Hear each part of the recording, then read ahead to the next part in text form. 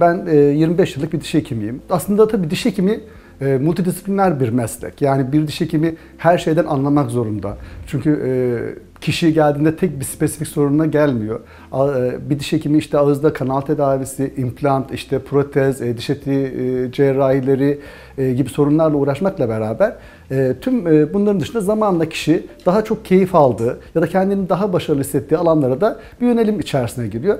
Ben bu alanlar içerisinde birazcık estetik diş hekimliğini kendime daha yakın hissettim ve bu konuda kendimi daha başarılı gördüğüm için son zamanlarda çoğunlukla bu konuda hastalarıma hizmet vermekteyim. Ağız bakımı denildiğinde aslında çürük dişler, ağız kokusu, eksik dişler, diş ağrısı, diş eti kanaması gibi problemlerin çözümü gelmekle beraber aslında bu sorunların oluşturduğu estetiksel sorunların çözümü çok daha önemli hale geldi.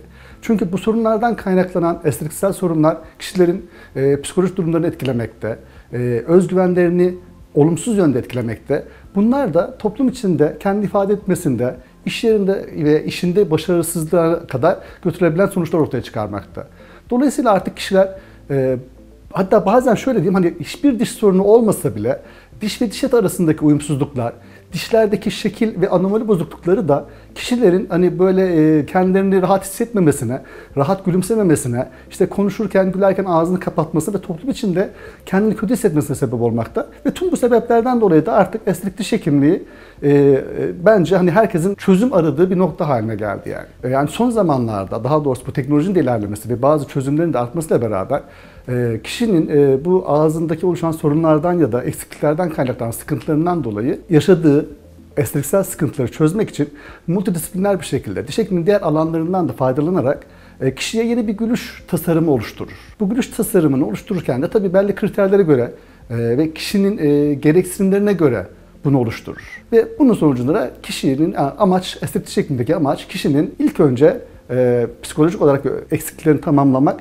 ve ona bir özgüven kazandırdıktan sonra tabii ki ağızdaki sadece estetik sorunlar değil, fonksiyonel sorunların da tamamlanmasıyla beraber kişinin uğurlanmasına kadar devam eder.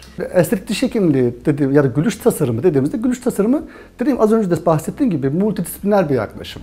Yani kişilerin diş ve diş etleri arasındaki uyumsuzluklardan kaynaklanıp dişler arasındaki uyum bozuklukları, çapraşıklıklar, diş eksiklikleri gibi sorunların ilk önce tespit edilmesiyle başlıyor. Yani kişi bize geldiğinde biz ilk önce kişinin ağzındaki genel sorunları tespit ediyoruz. Sonra kişinin bizden beklentilerini anlıyoruz. Yani bizden nasıl bir çözüm bekliyor. Bazen maalesef kişi kendi bile buna karar verememiş oluyor. Buna bu konuda yardımcı oluyoruz. Yani kişinin ağzındaki sorunları tespit ediyoruz ama ilk önce primer olarak ağrıyan dişleri, problemli dişleri ve diş etlerinin tedavilerini yapıyoruz. Bundan sonra gerekirse kişiden artık yöntemler çok değişti. Dijital yöntemlerle ya da eski analog yöntemlerle ölçülerimizi alıyoruz. Bu ölçüler üzerinde ve bilgisayar ortamında kişinin istediği tasarımı oluşturmaya çalışıyoruz. Bu geçici protezler hazırlatıyoruz. Bu bilgisayarda hazırlanan modeller ve alınan ölçüler üzerinde. Gerekirse hasta ağzına biz bunları uyguluyoruz.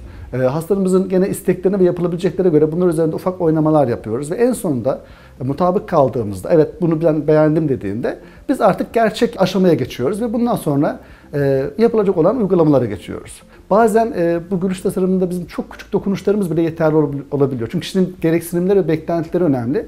Eğer kişi sadece dişindeki renklenmelerden ve renk değişikliğinden şikayetçiyse belki sadece bir beyazlatma işlemi ve bir diş eti tedavisi aslında gülüş tasarımı sayılabilmekteyken bazen daha ciddi ya da diş eksikleri varsa implant tedavileri, bazen ortodontik tedaviler, bazen işte biraz daha cerrahi yaklaşımlar işin içine girebilmekte. Yani aslında asıl olan kişinin sorunun tespit edilmesi ve kişiye özel çözümlerin üretilmesiyle başlıyor. Bunları planlarken kişinin yüz şekli çok önemli, dudak yapısı çok önemli, yaşı ve cinsiyeti çok önemli.